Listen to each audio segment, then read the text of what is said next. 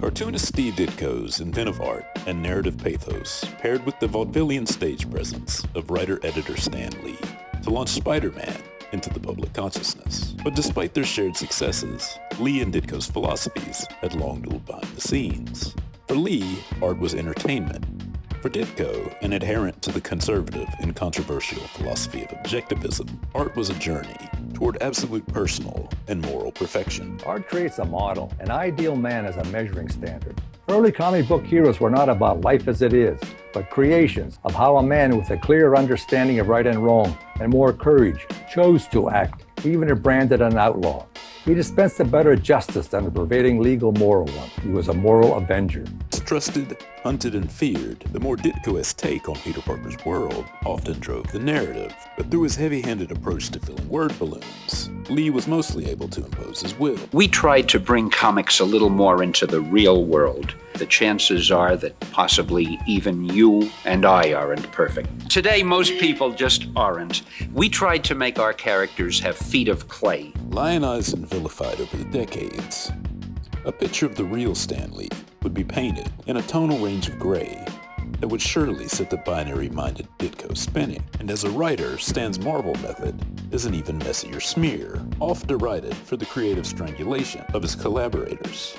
Hi, I'm Stan Lee. Even a cursory glance at Stan's stage persona, the toupee and glasses, punchy catchphrases, and funky flashman pimp suits, revealed a glaring refutation of one of Ditko's most core beliefs. A is A. A thing is what it is. It has a specific nature and identity. The truth cannot contradict itself and also be a lie.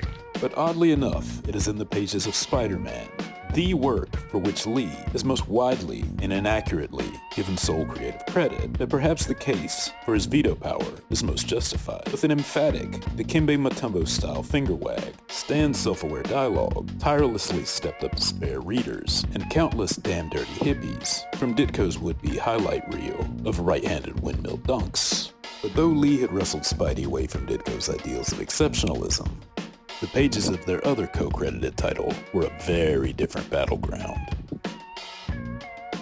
Initially conceived of by Ditko as a 5-page story for the 1963 anthology Strange Tales, the master of the mystic arts was no confused teen. Robbed of his steady surgeon's hands and influencer status by fate, Dr. Stephen Strange's initial drive is not guilt or vengeance or altruism, but the desire to get back what's his. Only through the mastery of his craft is Strange finally set upon the path towards Marvel's mandated heroism. As Sorcerer Supreme, the gatekeeper of the occult, who relieves us of the burden of discerning evil from good.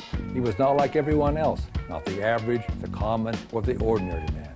He was the exceptional one, the uncommon one, the one doing what others were unwilling to do, regardless of the opposition and consequences to himself. Garbing Dr. Strange in visuals that were vaguely satanic and overtly mystical and dreamlike, Ditko's art seemed to willfully defy Marvel's world outside your window ethos, for realities conjured only by the power of his pen. As a result, Dr. Strange struck a chord with college kids of the 60s, who loved Ditko's work so much they wanted to roll it up and smoke it. But references in the psychedelic rock and literature of a dropped-out youth and drug culture must have been a bittersweet notoriety for Ditko, who despite being as straight as an arrow fired by Nancy Reagan, had somehow tapped into something cosmically warped and hallucinatory. He must have wondered how.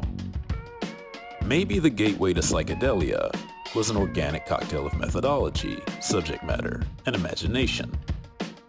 In the 1960s world of binary ink on paper comics, the reduction and abstraction of reality into graphic shapes was the name of the game. With only 64 colors to choose from, photographic depictions were off limits, and color was often ultra-abstracted into mood and feeling. These pop art results are innocuous or broadly appealing when applied to the world outside your window. But stories of cosmic and supernatural nature inherently require a vast distortion, if not abandonment, of reality altogether. So when an extremely imaginative and talented artist like Ditko decides that his lines and shapes don't represent reality at all, well, that's when shit can get strange.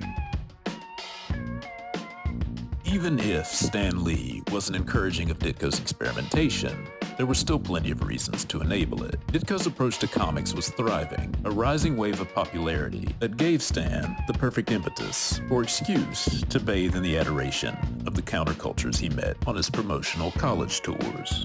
Increasingly distracted, Stan's grip on the wheel loosened, allowing Ditko the agency and space to become even more assertive, innovative, and bold, a rare and mutual success that would only tear the rift between them wider.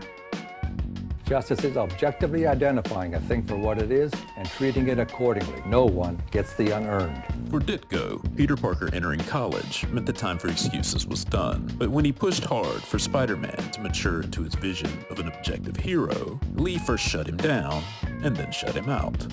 From Lee's vantage point, a man as philosophically rigid as Steve Ditko couldn't have been easy to talk to, especially in Stan's often compromised position as a bridge between Marvel's creative staff and ownership. Now locked in a cold, silent war, often attributed to the same lack of credit, compensation, and control that fueled Lee's feud with Jack Kirby, the tightening of the perimeters around Ditko's philosophies would lead him to cast Stan's silence as cowardice. He now saw his work for Marvel with the same absolute division as the rest of his worldview. Spider-Man was his work for which he demanded either the appropriate credit or none at all. His work with Lee now untenable, Ditko felt morally obligated to walk away from Spider-Man. But what then would become of Dr. Strange? As Strange stood firm, dead center of a swirling, mystic psycho-sea, he became a thin metaphor for the kind of fortitude Ditko believed necessary to navigate the chaos of the 1960s. For someone who needs to bring about the world he believed in through art, idly watching the co-option of his extraordinary, idealized man must have felt like being Bill Watterson stuck behind a urinating Calvin in traffic. Thus, in 1966, with the need for justice outweighed by his belief in self-actualization, Steve Ditko silently left Marvel. He'd taken the jobs, done and been paid for the work, and if someone objectively better suited were to come along to fill his shoes, they deserved the spot. With Ditko and what would become a lifelong retreat from the public eye, Lee was free to polish Spider-Man to a shine suiting his tastes. Either by mandate or simple demand, house art styles at Marvel grew into favor, reducing much of Ditko's influence to subtextual tones and overt homages. But his stylistic influence transcends the superhero, leaving perhaps as great a mark on indie cartoonists of the 90s, who worshipped the peculiarity and individuality in his work. As an essayist and indie cartoonist, his personal work is a large, self-published bibliography of unfettered, objectivist philosophy and vigilantism, a controversial, inventive, and lifelong statement.